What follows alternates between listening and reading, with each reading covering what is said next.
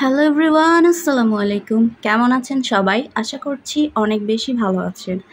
আজকে আমি আপনাদের সাথে একটা ছোট ব্লগ শেয়ার করব।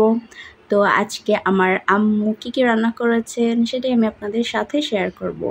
আজকে আমার আম্মু আমাদের বাগান বাড়ি থেকে শাক তুলে সেই শাক দিয়ে নদীর মাছ রান্না করেছেন। এছাড়াও আরও কী থাকছে পুরো ভিডিওটি দেখলেই বুঝতে পারবেন।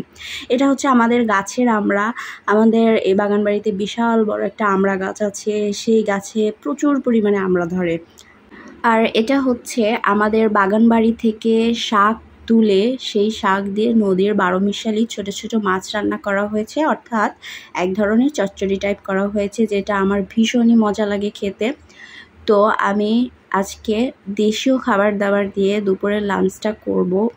যেই তরকারিটা আমার এত বেশি পছন্দের, যখনই আমি আমাদের বাগান বাড়িতে ঘুরতে আসি তখনই কিন্তু এই তরকারিটা রান্না করা হয়, আর আমি খেতে ভীষণই পছন্দ করি সাদা ভাতের সাথে।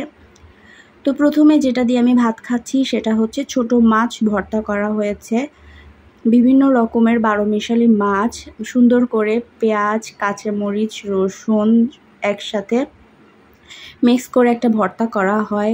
ছোট মাছ, যেটা আমার কাছে খুব বেশি ভালো লাগে, মানে সব সময় আমার এই আইটেমটা পছন্দের, ছোট মাছ ভর্তা। তারপরে যেটা দিয়ে আমি খাচ্ছি, আমাদেরই ছাদ বাগানের ধুন্দল ভাজি দিয়ে ভাত খাচ্ছি, অর্থাৎ ধুন্দলটা সুন্দর করে বিভিন্ন রকমের মশলা দিয়ে ভাজি করা হয়েছে, সেটাও আমার অনেক বেশি ভালো লাগে। তবে ধুন্দলটা আমি একটু কমই পছন্দ করি।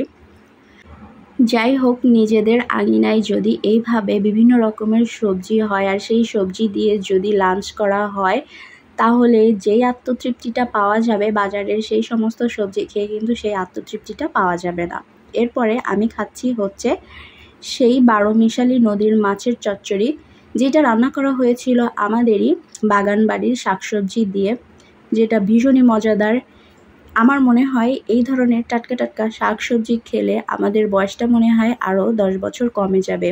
এই রকম টাটকা টাটকা শাকসবজি যদি আমরা 12 মাসই খাই, তাহলে কিন্তু আমাদের শরীর স্বাস্থ্য অনেক বেশি ভালো থাকবে, রোগব্যাধি কম হবে।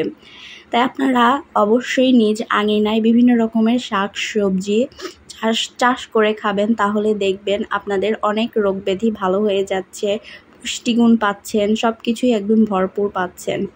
এখন কিন্তু মানুষের অল্প বয়সে অনেক রকমের অসুখ বিসুখ হয়, সেগুলো থেকেও কিন্তু আপনারা রক্ষা পাবেন। টাটকা শাকসবজি খেলে রোগ প্রতিরোধ ক্ষমতাও কিন্তু বাড়বে। যাই হোক, এরপরে যে তরকারি দিয়ে আমি ভাত খাচ্ছি সেটা হচ্ছে বিলের বিভিন্ন রকমের মাছ রান্না করা হয়েছে আলু দিয়ে। তো আমাদের এখানে এক ধরনের আলু পাওয়া যায়, সেই আলুটা কিন্তু অনেক বেশি ভালো, অনেক আঠালো হয়, তরকারি রান্না করলে অনেক বেশি মজা লাগে। তো আমি লাস্টে যে তরকারিটা দিয়ে ভাত খাচ্ছি সেটা কিন্তু বিলের মাছ, আর এই সময়ে বিলে বিভিন্ন ধরনের মাছ পাওয়া যায়, সেটি অনেক খেতে মজা লাগে। এই ছিল আজকের ভিডিও। সবাই ভালো থাকবেন, আল্লাহ হাফেজ।